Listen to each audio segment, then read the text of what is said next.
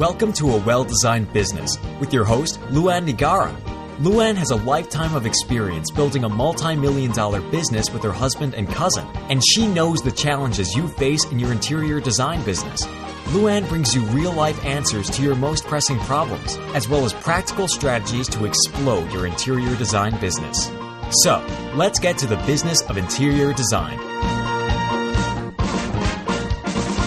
Hi, welcome to another episode of A Well-Designed Business. Today is another show in our Facebook Coaching Session series. We've been tackling all different aspects of Facebook and how you can leverage Facebook with your and for your interior design firm. Today, we're going to talk about Facebook communities, and my guest is Mark Mawhinney. I've invited Mark here because he is particularly skilled at Facebook communities. He is a lifelong entrepreneur. He is a coach for coaches, okay? He coaches coaches through his programs, through his podcast, Natural Born Coaches, and through his Facebook group, The Coaching Jungle. This group is particularly successful. That's what I can tell you. When I put it out to my podcast peeps in my podcast tribe, who is really good at Facebook community groups and Facebook pages in that regard, this was the man that everybody was telling me to invite. So here we are. Now, I know several of you designers out there have Facebook groups that are for B2B. It's for talking to each other, for supporting each other, and for helping each other with your LOAs and with how to price your fees and so forth like this. But this is where this would be if you wanted to have a group where it was facing to consumers, where instead of helping and teaching other interior designers, this would be helping and teaching consumers about interior design. Hopefully, with the end result that they might hire you to be their interior designer. Okay, so that's what we're going to discuss here, how to set that up, the different nuances of it on Facebook specifically, and then some strategies for creating a vibrant group. And at the end of the interview, Mark will mention that he's got a course. It's called Facebook Gold. And if you are interested in that course, you can access that through www.windowworks-nj.com/Facebook Gold. Okay? www.windowworks-nj.com/Facebook Gold. Hey there. Do you know what hashtag InstaCravid is? Have you heard of this yet? Let me tell you about it.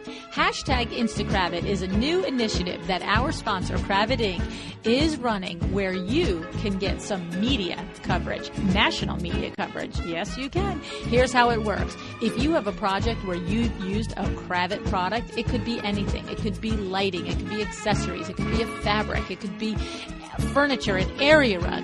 Take a picture of it, post it to social media, hashtag it InstaCravid, and then tag Cravid Inc. on it. And then watch the repost magic happen. See if you get to be one of the lucky ones that gets reposted by Cravid Inc. Now, why would you want to do this? Well, let's run some numbers. They have more than 100,000 followers on Instagram, more than 32,000 followers on Facebook, and more than 43,000 followers on Twitter. Sounds like a little incentive if you ask me. I would give you this very big tip though. Make sure it's a pretty picture. It doesn't have to be professional, but you are presenting your brand to Cravid, and in turn, Cravid is presenting their brand out to the world. So give that some thought. But why don't we try it? I'm going to try it with my WindowWorks project starting right away. Hashtag InstaCravid. Tag Cravid Inc. Tag me too. It'll be fun. All right, so let's get to the interview with Mark Mawhinney.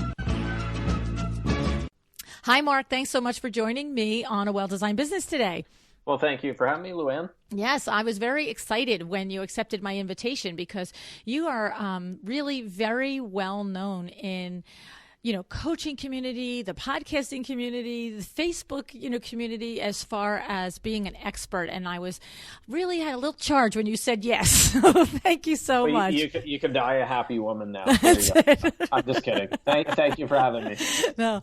So, okay. So, Mark, you could obviously, you're, the coach's coach. You could talk to us about a lot of topics, and I'm a little like, yikes, I really could go down a lot of different roads, but we discussed it today, and you're part of my Facebook workshop, and you do have a particular skill set in Facebook groups and building a Facebook group around your business and your services and your products and stuff. So you are that little component of our Facebook series today. So would you start us off, Mark, just by, I think a lot of interior designers, all of us, most of us have a business page for our business, and that's pretty clear. But would you kind of just run through the difference between the Facebook business page, the Facebook group page, the Facebook fan page, the public page? There's like 9,000 different ways to reach people on Facebook. Sure. Yeah. Well, you make me sound like Liam Neeson there in Taken. I have a particular set of skills, Right. I can't kill hostage takers, but I know a bit about Facebook groups. Good. Well, it's a great question, Luann, because there's a ton of confusion between what's a Facebook fan page and a Facebook group, and people are getting those terms mixed up. And the best analogy that I could use is a Facebook fan page is a lot like a billboard on the side of the highway. So you can, you set that up and you can run Facebook ads from it. You can advertise and stuff, and that's great. They're very important. However, there's usually not as much engagement. People aren't pulling their car over to the side of the highway and yelling up at that billboard. Right. If they're crazy, they might be doing it. A Facebook group is more like a closed community, almost like a country club, we'll say, for example, or a meeting place. 4 walls where people go in there and they can interact, and they can do it with a degree of privacy, and it's a community. It's almost in some ways like a membership site within Facebook is probably the best way to put it. So that's the difference between the fan pages. They're very important. You need a fan page if you want to run Facebook ads and stuff. So I'm not trying to knock fan pages, but what I do a lot with is with Facebook groups, and my Facebook group's called the Coaching Jungle. If you just joined it, so thank you for coming in. If anyone wants to check it out, it's thecoachingjungle.com, thecoachingjungle.com. Okay, so now, and a business page is even a third classification different than a fan page? No, a business page is essentially a fan page. Okay. They're interchangeable. And then you have your Facebook personal profile, which in a lot of cases mixes business with pleasure. I know my Facebook personal profile, when I started years ago, was all, Joey, who I sat next to in high school, and, stuff like that, very personal people. Now my personal has mostly coaches from around the world, because that's my business. And, there's 5,000 people on there now. But yeah, it can be a little confusing. But my recommendation is, if anyone listening hasn't looked at starting a Facebook group, definitely get started with it. That's the Coaching Jungle's got about 5,000 coaches in there right now, and it's been an important part of my business. So it is a great way to build your business. Okay. So the Facebook group is when you, as the administrator, as the leader, as the person that starts this group, that you're going in every day, you're talking to your, colleagues in there, and they might ask you a question and say, how do I do this in my business? And you're answering them. That's where we're talking? It's that back and forth. You're not running ads. You're not doing that sort of thing, right? Yeah, I mean, questions are an important part of a group, because support is one of the big draws why people join a Facebook group. And, I'll post things that sometimes aren't questions, lessons that I've learned, or tips for people growing their coaching business. And I'll share, I even do live videos in the group and all that. So a Facebook group's really interesting. You can run it any number of ways, but whatever you do, you got to make sure as a group leader that you're in there every day, and preferably posting multiple times a day. So you don't want to post every hour and make it, Luann posting every 30 minutes and you drive people nuts. But I'm usually posting a couple times a day in my Facebook group just to stay active. But what's happened as it's grown is other people are now picking up the slack, and they post and stuff when I'm not even in there, and they're talking amongst each other. And it really is a very vibrant little community. I say little, there's 5,000 people in there. And it takes on a life of its own. But you don't need 5,000 people either. I know I've had some clients have 300 people in their Facebook group, and they monetize them really well. So size isn't everything. Okay. And, yeah. So if we were like, since we're talking to interior designers, is there, say we're talking to an interior designer who has a business in a regular community, suburban community, and he or she, pretty much a 25, 35-mile radius is where they're running their business. Maybe it's $100,000, $200,000 a year, gross sales firm. Okay. Gross. So, a small firm, right? Is there a need, and what is the difference for that firm to think about their fan page, their business page versus starting a community page? Ooh. Well, I mean, that's a great question. Not full disclosure, I know very little about your world. So right. But take any business. It could be a hardware store. It could be, a clothing store, where, in other words, it's the sort of business that doesn't need to be confined. Our industry, we don't need to be confined by a physical area. There is such thing as online interior design, and designers can offer their services via Skype and different other things. However, just for the person who primarily, I'll call it a brick and mortar, but it doesn't even necessarily, they might work out of their home, but for all intents and purposes, it's sort of a brick and mortar. It's a location-based company. Is there a need for both? And what do we, tell us what to do, Mark, please. Well, I mean, I think the fan page is a given if you're in that situation, because if you want to run Facebook ads, you're going to need that. So if you own an interior, what's the name of your business, Luann? Mine is WindowWorks. Your WindowWorks, and you're based where? In Livingston, New Jersey. New Jersey. You can tell I do my homework before I go on these interviews. You could be like Australia. Okay. So if you're in New Jersey and you've got local people, I assume, coming in, you've got a bricks and mortar traditional. Right. Okay. So you definitely need the fan page. That's important because you can target based on location. You can do promotions. You can do all those sort of things. What would I do if you were starting a group is I assume that you can sell to people all over. You have people ordering things from around the country, around the world? No. See, I actually cannot. Okay. Only if they come to me. So, for instance, what happens in our type of business, and for the interior designers as well, is I might have an interior designer in San Francisco that learns about my company through house.com or through a Google search, and they may have a client in Manhattan or Long Island or New Jersey, and they say, when I'm in town working on this client, can you be my resource? And then that's how. So, but I'm always pretty much location based, or you have to fly me to your location to do it. Got it. Well, the way I would handle it if I were you is I would focus probably on the podcast where you've got, upwards of 200 episodes. You build a community around that. So I would probably do something in your specific case around the podcast. And I would start a group where you invite past guests into there. You invite anyone interested in interior design to go in and, and talk about it back and forth and stuff. And then what I would probably do is you could partner with people who have something that they can offer that community that isn't location based. So maybe they have something, who knows, it's authors of books around interior design. You could do a joint webinar with your community. You can do anything, live calls, whatever. But that's how I'd handle it if I were you. And it really depends on the situation. But I find groups are most powerful when it can be people from all over the world, not just people in say my home city. I don't do business really in my home city because my clients are all over, but my home city is Moncton, New Brunswick in Canada. It wouldn't do me as much good to start a group and then only have it with people in Moncton, New Brunswick, because there's not a ton of coaches in this area, and that's who I deal with.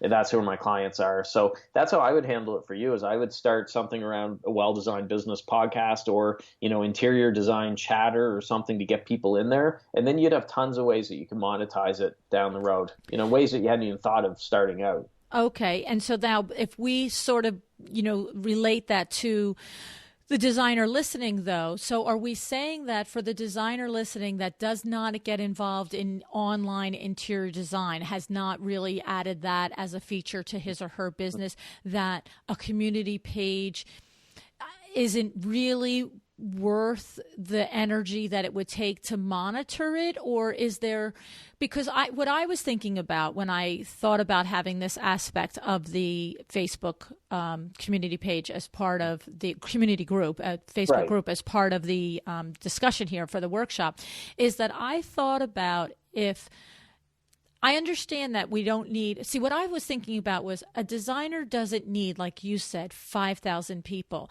But if in their own 25, 30, 40, 50-mile radius demographic, they had 100 people that were in their group and were really engaged, and each week they did a Facebook Live where they showed, 1 week how to arrange the bookcase, and another week they put a blog post in on how to pick the area rug size. I thought that would have value. Are you saying that can be addressed on their business page? Is that what you're saying? And the community page is really for if your business has no earth boundaries, has no, you know what I'm saying? Is that what you mean? Well, I think a group is a great idea, and you should do one. And I'll put an asterisk by there. And I'm going to sound like a greedy bugger here. I'm not greedy, but I do love money. So maybe I am.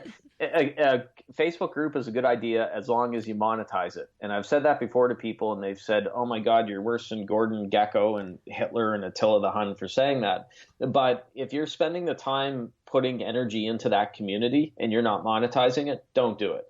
Okay, so and I'm about that. This is not a hobby. If you want a hobby, you go to yoga. That's what I always say. So what you're saying is, if you're a designer and you think you might develop a course on how to accessorize a bookcase, maybe you're going to run a little webinar and you're going to sell it for $40 or $50. Then you talk about it there and you sell it in on your fan page, because there are ways for designers to monetize things, and does it have to, when you say it has to be monetized or your goal is to be monetized, is not just making the connection with the people and giving them value in that group page where they might come and then go to your website and hire you? That's not enough. You really think the page itself should be making money? Well, it's kind of like a podcast. I mean, you could start a podcast if you have a passion for something, which obviously I know you do. You've got almost 200 episodes. So obviously you're passionate about your niche. But if you don't have a funnel set up and you don't have a way to monetize that podcast, then I say don't do a podcast either. Right. That's just me, because you know how much work this stuff takes. And the same goes with Facebook groups. So it doesn't mean that maybe you're not selling them directly. You're not hitting the nail on the head by saying buy X for this amount. Let's say, for example, that you have an opportunity to get on HGTV to host a show around interior design. Well, if you have a Facebook group with a whole bunch of engaged fans that you've been providing value for, you could get them involved in that campaign to pester the heck out of whoever's doing that show or making a decision on it. And then that's going to help your profile, obviously, if you've got a show nationwide. So there's other ways to handle it. It doesn't mean that you're selling them your online program for $500 and that's it. I just mean that there has to be some sort of advantage, because Facebook groups, they do take a lot of time. I mean, I'm in my group a fair bit, popping in, I'm engaging people, I'm answering questions, I'm commenting. So if you're spending hours a week in your Facebook group, but then you don't have a way to actually monetize it, you could be doing better things. You're probably better off going with a Facebook fan page in that case and doing some things there, running some Facebook ads in your local area. So it really depends. It depends on your own situation, your own business. But that's my thoughts on it. Just using you as kind of a guinea pig. Right. There.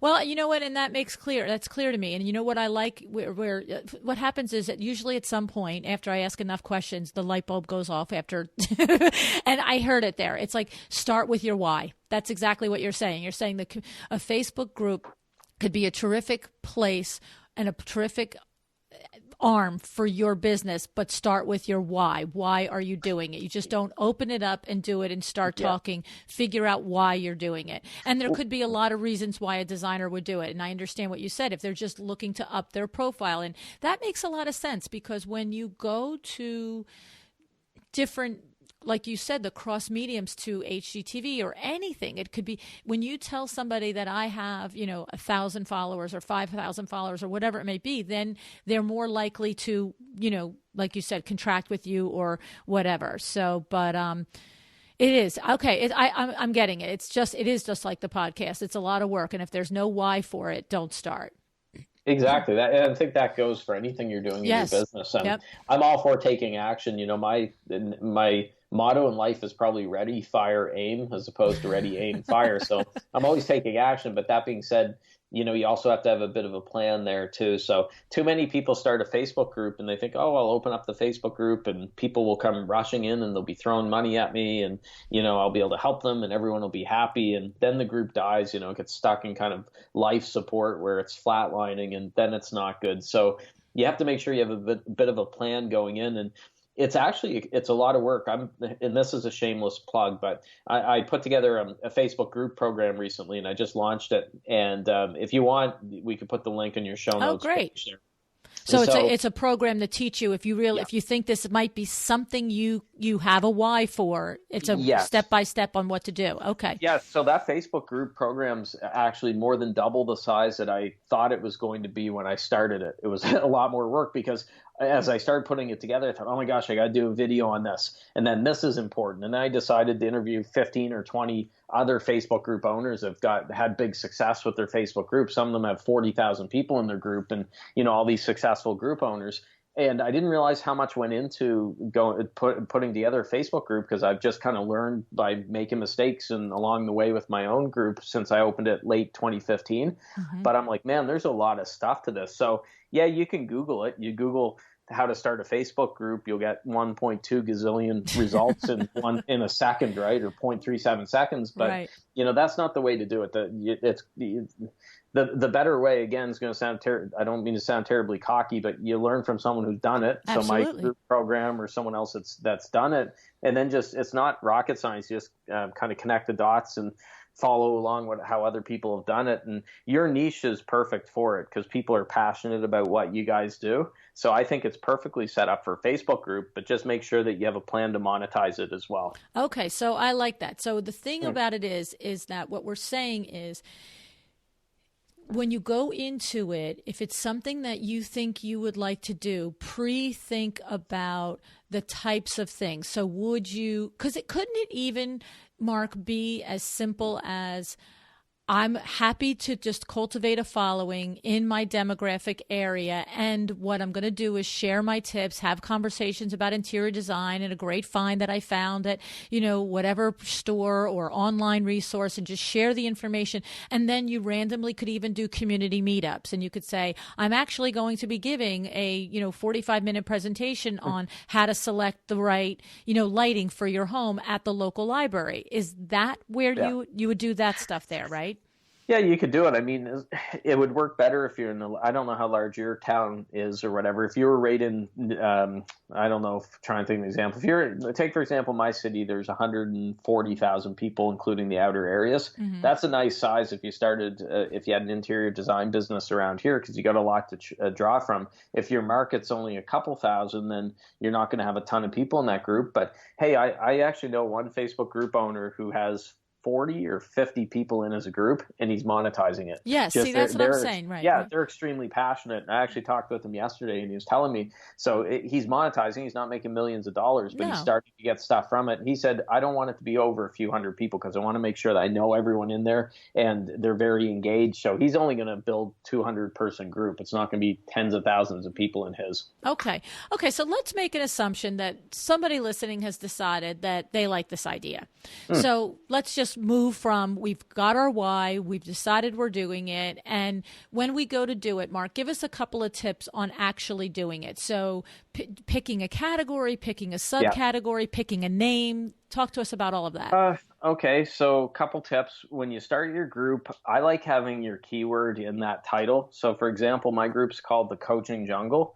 And that's because I named it that way, because building a coaching business, you feel like you're in the jungle. You're lost, hungry, confused, disoriented. You're hacking and slashing, hoping you can get to the other side. So it really does feel like a jungle. And my group has that jungle theme. Everything that's in there, you'll see it from the banner to the theme days. Everything is kind of got a fun jungle theme because of that. So that's one thing. If you can build it with have some fun, don't take it too seriously. But I do like having the keyword in there. And so when I was starting my group, I said, okay, it's for coaches. So I want the word coach or coaches or coaching in the title of that group. And I did the same thing with my podcast, Natural Born Coaches. I wanted to have the keyword right in there. So it'll make it easier when people are doing searches and stuff. Mm-hmm. If you were doing something around Windows, for example, you probably want to have Windows, just like your business, you probably want to have Windows right in the title of it, just to help with, search and all that stuff.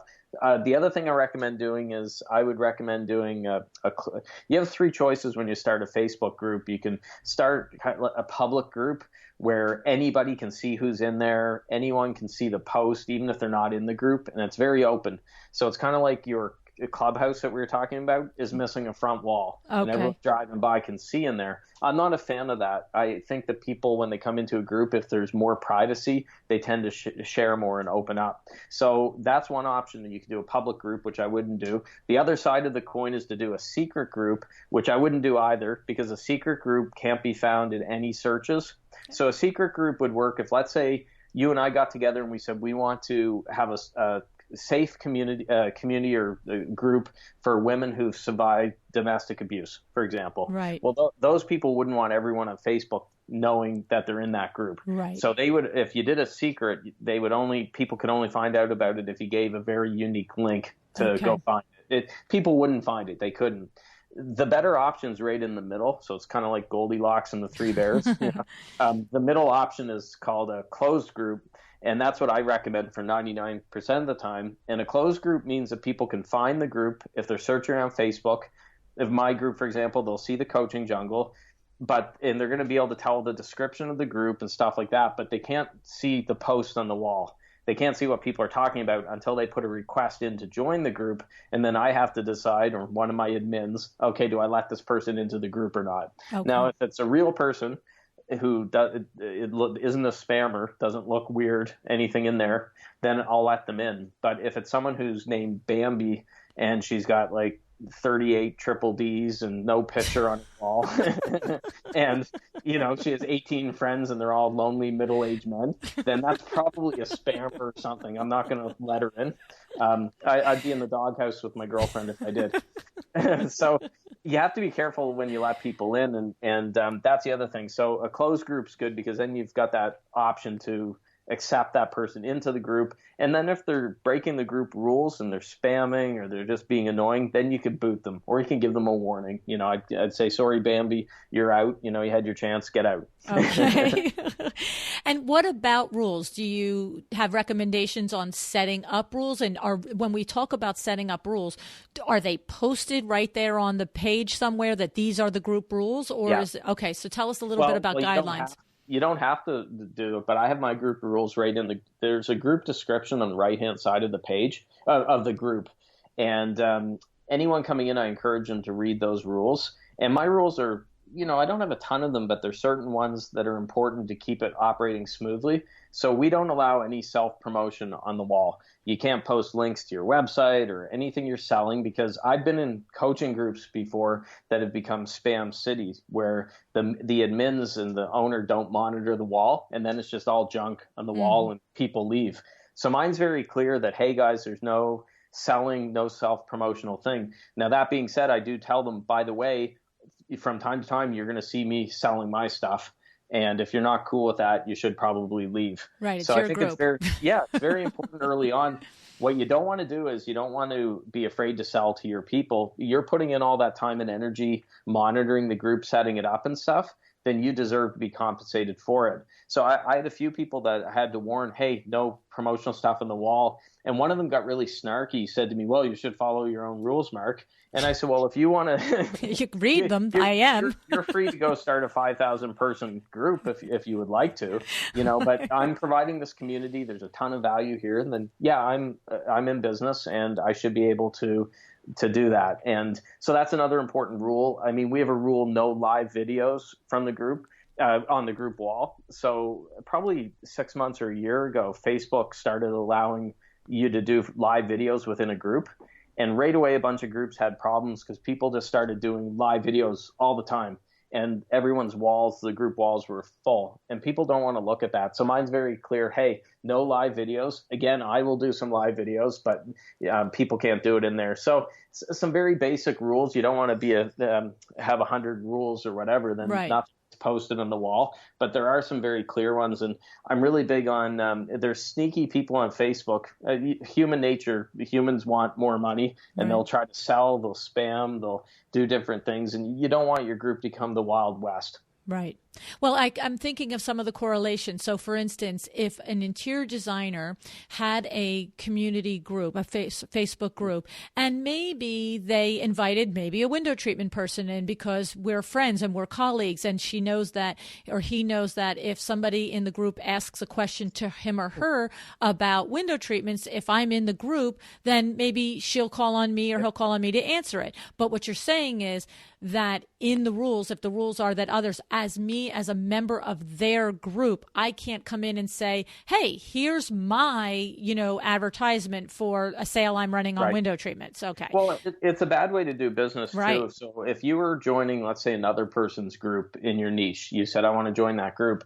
If you just go in there and start spamming the heck out of it, it's not good. It doesn't work. No, not at all. It's just like anything. So the better way for you to do it, or me, if I was going into a group of coaches, I didn't have my own, it's going to sound really kind of cliche because we hear it all the time, but just give value. Just help, right? Yeah, give value. So if you go in there and you answer questions about your area of expertise, you're going to become known as an expert in that really quickly. People are going to say, who's this Luann woman that I loved her stuff here? They're going to hover over your name. They're going to probably send you friend requests. They'll ask you questions, and you'll get business that way, as opposed to what happens, and this happens in my group all the time. I'll let someone in that's in a business that services coaches, and literally within a second of me approving their request, they'll start spamming the wall and just like bang, bang, bang with all these ads. And then I got to boot them. I'm like, come on, that's not the way to do it. But they're thinking, oh, I'll join, 100 groups, or I've seen some people join thousands of groups, and I'll just spam the heck out of them all day long. And if I get booted, oh, well, it's a numbers game. And that's a horrible, horrible way to build your business. No, I agree. But truthfully, I was more thinking of it from the standpoint, if a designer started a group, the reason for the rules, that they might want to invite industry vendors in order to provide value and expertise. But that is an important reason for stating those rules, that I can offer things to my group, but you can only offer advice. You cannot sell. So, and for them, it's your little banana republic. Right. So and for the designer. Right, exactly. And for the designer not to feel funny about that that's what I wanted to make clear, that it's their group.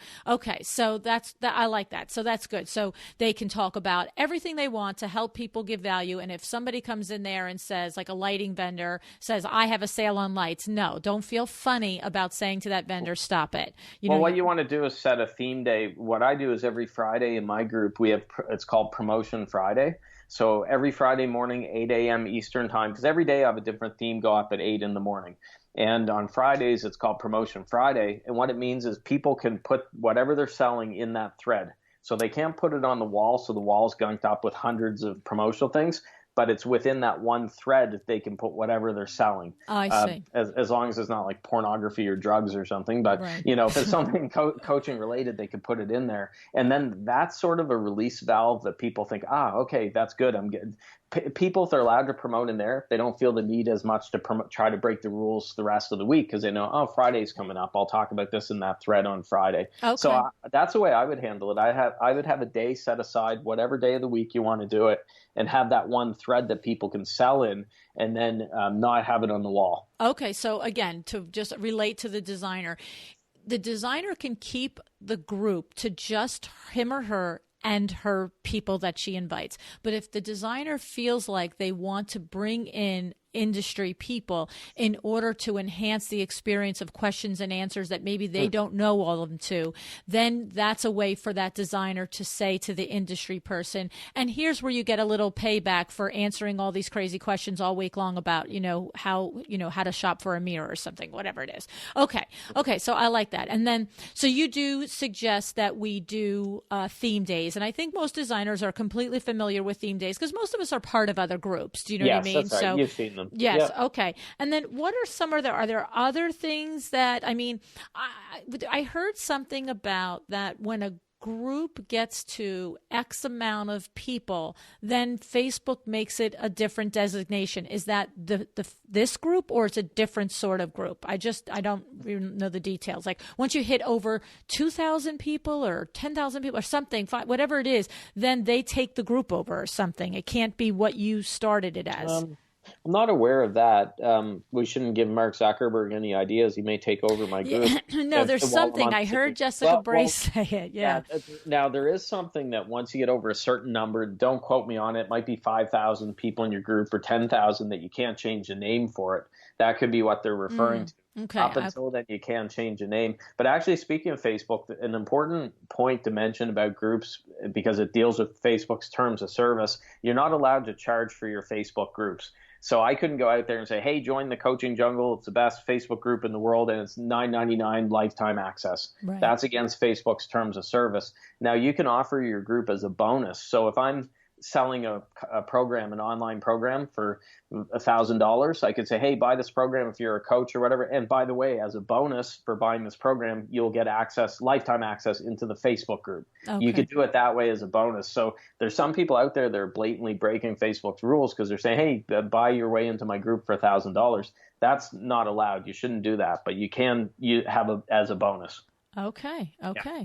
All right. And then how about, so some tips for producing engagement and encouraging engagement. So obviously we can have our theme days. It could be, whatever it is, Tuesday tip day and Wednesday, whatever. Any other examples or ways for somebody that just puts their group up today? It's a brand new group. Do you go to, you don't necessarily go to your friends and ask them to join the group because they don't have the like interest. How do you let the world know, other than people who are searching for a group on interior design tips and interior design related activities? How would you suggest that people let them know? I guess if they have an email list, you could do that. But what if somebody's starting from scratch? Any advice, or is there even anything you could say about that? Well, there's two things there, I guess. First is the growth to get people in there. Then the second part would be engagement. Once they're in there, how do you get them talking? So they're two separate things. For the growth of it, a couple of things that worked really well for me. First of all, promote it to my email list, like you mentioned. So that's a great way to do it. I talked about it constantly. So, those newborn mothers with newborns that talk about their babies constantly, and they annoy the heck out of everybody. Like, oh, look, my baby pooped. Isn't that cute? I talk about my group constantly, and I still talk about it often. I'm always, because it is my baby, even though I have an 8-year-old son. My group is a close second. So you have to constantly talk about your group. It's not enough to just, I put one post up on my personal Facebook Wednesday night at midnight, and no one joined. Boo-hoo. You have to be talking about it every day. So that's how I got the first couple hundred people in the Coaching Jungle, was just from my email list, and then talking about it on my personal Facebook and fan page. Hey, here's a great group that I'm opening up for coaches, and that got it going. Then you want, send some personal messages. Don't copy and paste, but people who you think would be great for the group. Hey, Joe, or hey, Mary, I just opened up this group and I thought of you. I know you'd add a lot of value with blank, whatever their area is. If you're interested here, please join. But I'll make a very important note. Don't just dump people into your group without their permission. That is against social media etiquette. And people, this is something I see. It happens every day that people dump me into groups. And the way that the analogy I use, it's like you see someone jogging on the sidewalk, and you drive up next to them in an unmarked van. You hop out, you throw them into the back of your van, you gag them, tie them to a chair, and then you start screaming at them, buy from me, buy from me. You're in my group. Yeah, well, how good would that do? So it's a big no-no. I've talked to so many people that get frustrated that Facebook even allows this. If Mark Zuckerberg listens to your podcast, Mark, I'm sure that he does. Yeah. I like the way that Facebook fan pages are. With a fan page, you can invite somebody to like it. Then they could choose whether to like it or not. And right. That's fine. Facebook group, I could literally, you just joined my group today as we were talking, but I could just grab you as long as we were connected as friends on Facebook. I could grab you and dump you into that group. I had no idea. That is annoying. I would be like, what is that person doing? Well, right. You know what I do now, and this is going to maybe it sounds bad or mean, but when someone does that to me, I unfriend them. I drop out of the group. I check the box to say that they can't add me into it again, and then I drop them because I'm at my 5,000 limit on my personal Facebook. And I think, you know what? You just helped me free up a spot. For somebody that's more honorable, right? Well, I'm an easygoing guy, and sometimes it's an honest mistake. I've sent a message to people before, like, hey, if it's someone that doesn't really know groups, and I mean, you haven't done much with groups yet. So if you went and you added me into the group and just dumped me in, well, we've talked, and I would probably say, hey, Luann, FYI, this is kind of against social media etiquette. And I just want to let you know so you're not ticking off a bunch of people. But there's a copywriter that I know. I don't know him really well. I know of him. And he dumped me and 1,000 other people into his copywriting group one Saturday night. I don't know if he got into the wine or what. He just dumped 1,000 people in there. And I can tell you that he was getting threats for weeks. He was having to do kind of an apology tour on Facebook. And because copywriters are a surly bunch, you don't want to tick off a copywriter. They'll kill you. Especially because they can express themselves very well. And no offense to any copywriters if they listen to your show, copywriters are a very sarcastic, I don't know what the word is, but they're a different bunch, and I love a lot of copywriters, but you don't want to piss off a copywriter. And that's what he did. He dumped 1,000 into his group thinking, this will be a great way. I'll start a copywriting group. And he had to go into witness relocation program or something for a year. They gave him facial surgery and a new name and stuff. And he's living somewhere in South America now.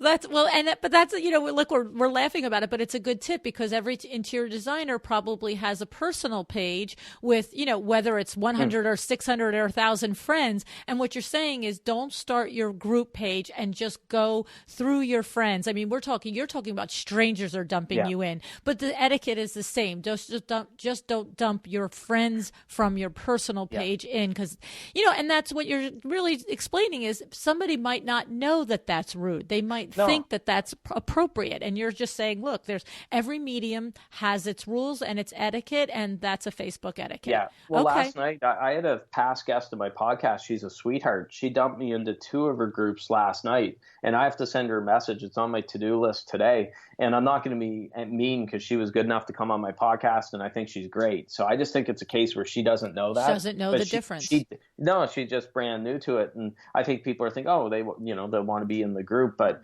that's I think that behind nails on a chalkboard is probably the number 2 pet peeve that people have, especially when it comes to Facebook. So just don't do it. That's pretty interesting because you would almost think if you really, she just did your podcast, she's talking to you, she probably thinks it's like sending a friend request. You know what I mean? She probably doesn't occur to her that she just really did a faux pas. So exactly. Good to know. I mean, I don't know that I would have done that, but I certainly would not have thought that it was inappropriate either. So that's good to know. Yeah. Okay. All right. So the thing is, we really just sort of touched the surface on everything there is to do with this. I'm glad to know that you have this course, though, which I didn't know when I invited you on here. I probably should have. There's a little bit of research that I didn't pick up. But we do have that available to us. So we kind of scratched the surface on the different things that are important, the differences between your business page and your group page, how to set it up and to make sure that your keyword is included in your title so that outside people can find it. I think we really did establish that if you do online interior design, then go for, high, wide, and deep in your Facebook reach on the community group. But it really, like you said, you have a client that has, 200 people in it, and he is able to monetize it. It's about being creative, and it's about being engaged in your group. Don't be afraid to set up rules. Don't be afraid to have different rules for yourself in the group as the rest of the members, obviously respectful, but it's your group. And then Yes. you have to come in and show up in the group 2, 3, 4 times a day and talk to them and let them know you're there and appreciate them just as much as they appreciate the things that you're doing for them. So I love it, Mark. Thank you so much. I appreciate it. And then what I'll do is I will include in our show notes and on our website for this podcast episode the links to grab that Facebook course if somebody wants to purchase that from you and learn much more deeply about the how to do this. So yeah. Thank so you now so is when I much. say that you're guaranteed to make 7 figures in 1 month if you buy Facebook Group Gold is the name of it. So maybe not 7 figures. You may only make 100,000 in a month. We don't want to get crazy with promises. There's a lot in there, and I'm glad the link will be on the page. And there's also a 60-day money back guarantee there. So if people, it's not working for them, haven't had anyone refund it yet, but there is a 60-day money back guarantee. So, that's good. Yeah. That's great. I love it. I love it. Thank you so much for joining us today, Mark. Yeah, well, thanks for having me, Luann. Thank you for joining me again today for another episode of A Well-Designed Business. This podcast is a production of WindowWorks in Livingston, New Jersey, your trade resource for custom window treatments and awnings. Learn more about WindowWorks at www.windowworks-nj.com. All of our music is original music by Room 2 Productions. Please contact us if you want to learn more about original music for your business or your events.